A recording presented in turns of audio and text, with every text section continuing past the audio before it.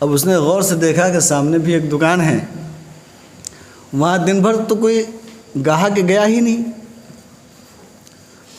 اب جو اس کے دماغ کے اندر یہ بات پیدا ہوئی، اللہ نے خیال ڈالا، تو اس نے اپنی دکان کے ہر گاہک کو روک کر اور اس کی دکان پہ بھیج دیا۔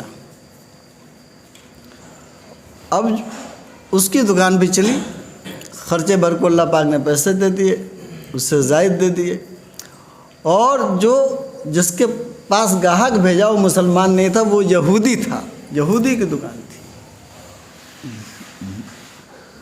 وہ یہودی اپنی دکان سے اٹھ کے آیا، اب پوچھا کہ بھائی تم تو مسلمان ہو، ہم یہودی ہیں، کافر ہیں، اللہ کو نہیں مانتے، ایک اللہ کو نہیں مانتے، ہم تو تین اللہ کو مانتے ہیں، ہاں 3 خداؤں کو مانتا ہے یہودی، تم نے ایسا کیوں کیا کہ اپنے گاہک کو ہماری دکان پہ بھیجا؟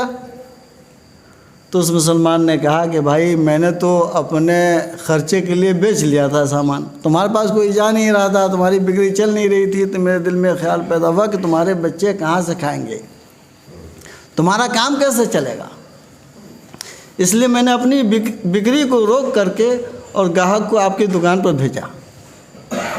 جب اس نے یہ بات سنی تو اس کے دل کے اندر یہ بات پیدا ہوئی کہ بھائی یہ ہے اسلام، اسلام اتنا اچھا مذہب ہے اور سچا مذہب ہے، اس اسلام کو لوگ خراب کہتے ہیں۔ وہ آیا اور وہ کلمہ پڑھ کر کے مسلمان ہو گیا یہودی۔ میرے دوستو، آج جو دنیا میں اسلام نظر آ رہا ہے،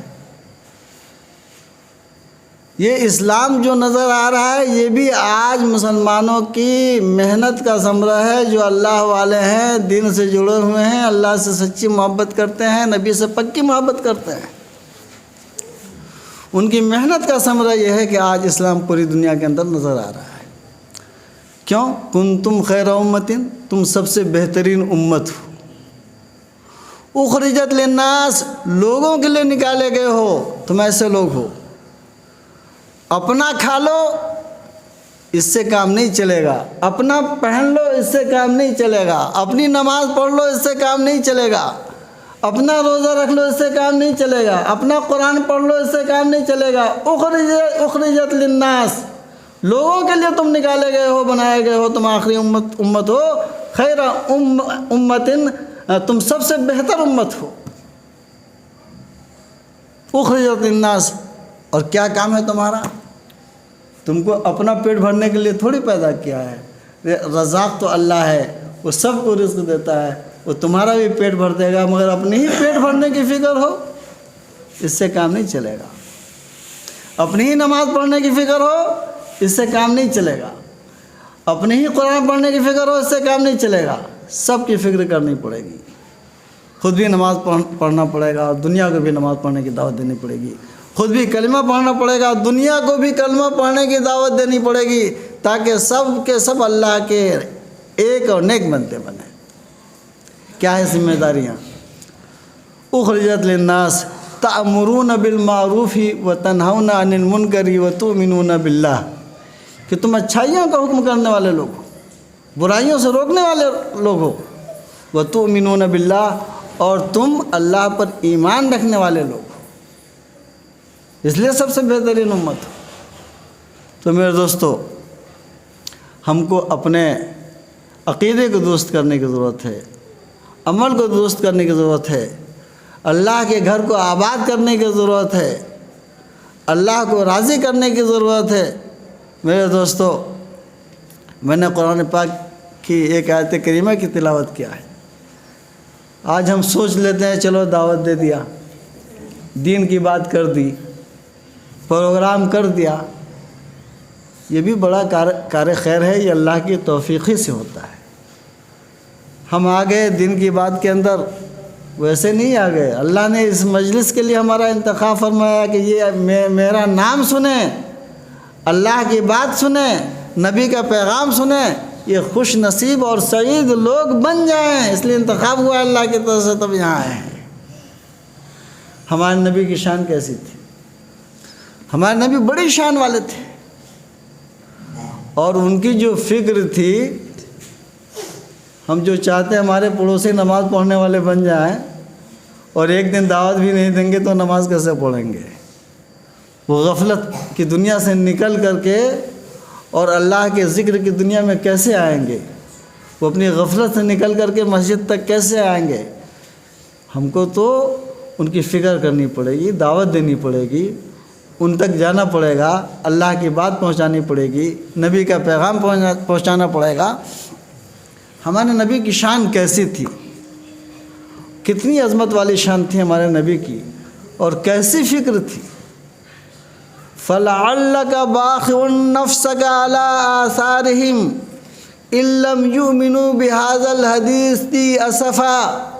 اللہ پاک نے آقا صلی اللہ علیہ وسلم کا ارشاد فرمایا ہے، تو شاید آپ اپنے آپ کو ہلاک ہی کر ڈالیں گے اس کے پیچھے اس بات پر افسوس کرتے ہوئے کہ یہ لوگ ایمان نہیں لاتے ہیں۔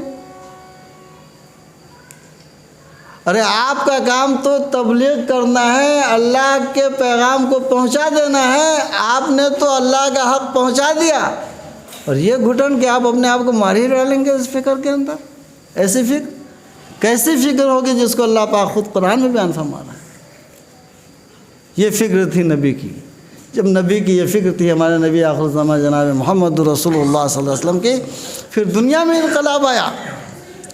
ہم اور آپ فکر کر لیں تو کیا شہر میں انقلاب نہیں آئے گا؟ ضلع میں انقلاب نہیں آئے گا؟ پردیش میں انقلاب نہیں آئے گا؟ دنیا میں انقلاب آئے گا۔ کچھ سوچیں، فکر کریں۔ اور میرے دوستو، اللہ پاک نے ہم کو ذمہ داری والی امت بنایا ہے۔ ہم کو اپنے دین کی فکر کرنی پڑے گی، اور یہ بھی فکر کرنی پڑے گی کہ اللہ کے بندے بھی وہ اللہ کے دین کے پابند بنے اور توحید کے پابند بنے۔ ہم کو فکر کرنی پڑے گی کہ ہم اپنی جنت بنانے والے بنیں، اور اللہ کے سارے بندے وہ بھی اپنی جنت بنانے والے بنیں، وہ بھی جنت میں جانے والے بنیں۔ یہ ذمہ دار امت ہے۔ اس لیے پروگرام ہوتا ہے، دین کی باتیں ہوتی ہیں، تاکہ ہم سب مل جل کر کے اس فکر کو لیں اور اس فکر کو ان لوگوں تک کے پہنچائیں جو خواب غفلت میں سو رہے ہیں۔ ہمارے پڑوسی ہیں مسلمان ہیں، محلے میں ہیں مسلمان ہیں، شہر میں ہیں مسلمان ہیں، اور خواب غفلت میں سو رہے ہیں۔ ان کو خواب غفلت سے بیدار کرنا ہے کہ بھائی تم مسلمان ہو، تم سب سے بہترین امت ہو، تم کہاں سو رہے ہو؟ نماز کھو رہے ہو، تم کہاں سو رہے ہو؟ قرآن کی تعلیم کھو رہے ہو، تم کہاں سو رہے ہو؟ قرآن کی تلاوت کھو رہے ہو، تم کہاں سو رہے ہو؟ ذکر کی عظمت اور ذکر کو کھو رہے ہو، اللہ کے ذکر۔ اس کو بیدار کرنا پڑے گا۔ دعا کیجیے کہ اللہ پاک ہم سب کو دین کی بھرپور فکر نصیب عطا فرمائے، اور اللہ پاک دین کی طلب اور طلب اللہ پاک ہمارے اندر پیدا فرمائے، اور اللہ پاک دین کو اور سنت کو ہماری زندگیوں کے اندر بھی اور دنیا کے سارے انسانوں اور جناتوں کی زندگیوں کے اندر بھی اللہ پاک اس دین توحید کو اتار دے، اور اللہ پاک ہم سب کو اپنی رضا پہ چلنے والا بنائے۔ آمین ثم آمین۔ وآخر دعوانا ان الحمد للہ رب العالمین۔